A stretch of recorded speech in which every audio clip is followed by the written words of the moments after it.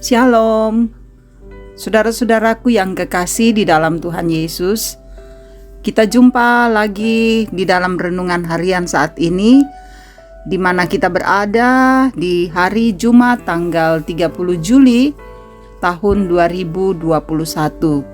Tidak terasa ya, kita akan mengakhiri bulan Juli ini.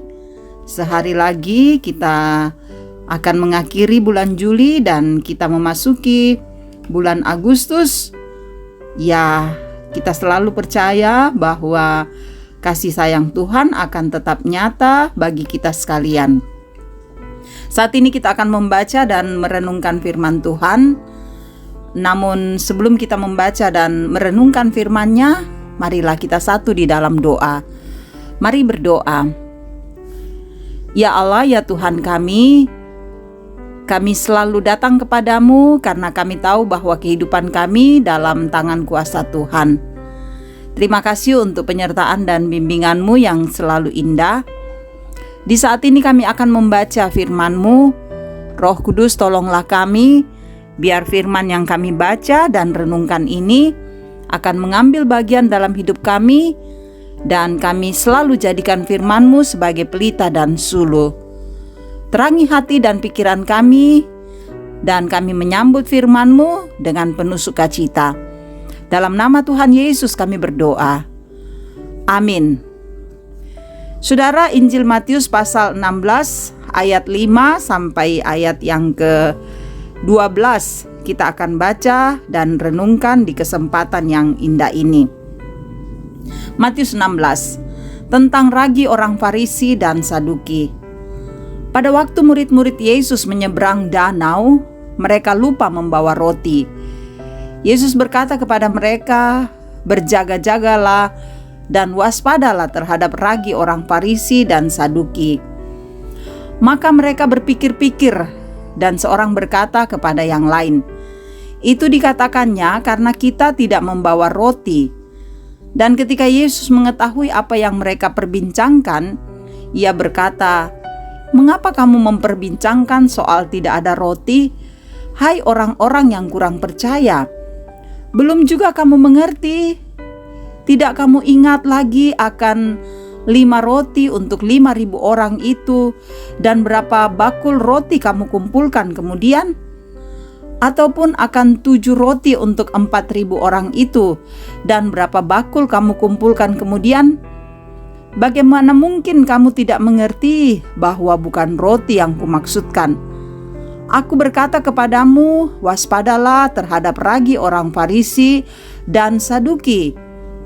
Ketika itu barulah mereka mengerti bahwa bukan maksudnya supaya mereka waspada terhadap ragi roti, melainkan terhadap ajaran orang Farisi dan Saduki.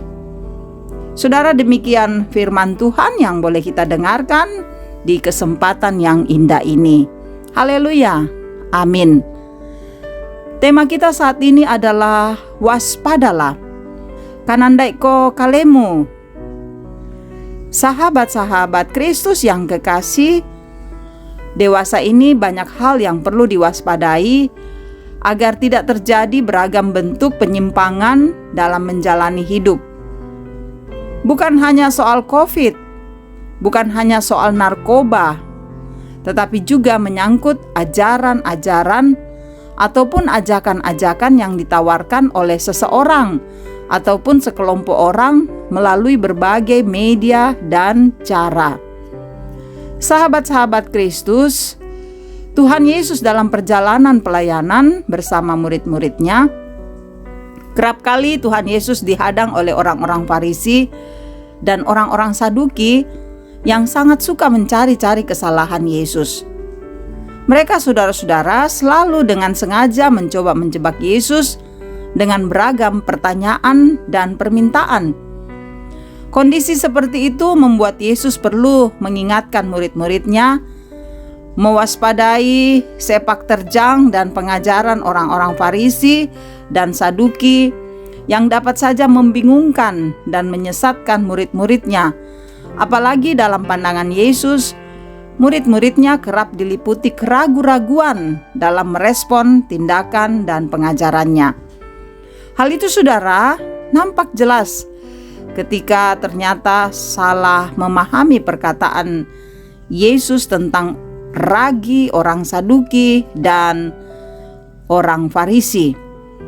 Saudara, mereka mengira ragi yang dimaksud adalah ragi roti, padahal yang Yesus maksudkan ialah soal pengaruh, soal ajaran, dan soal sepak terjang orang-orang Farisi dan Saduki.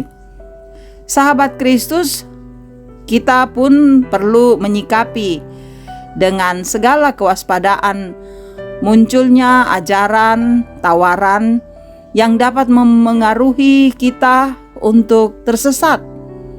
Saudara, kita perlu mengakarkan ajaran yang sehat sehingga kita dapat secara dewasa memilah ajaran yang dapat menuntun kita pada kebenaran.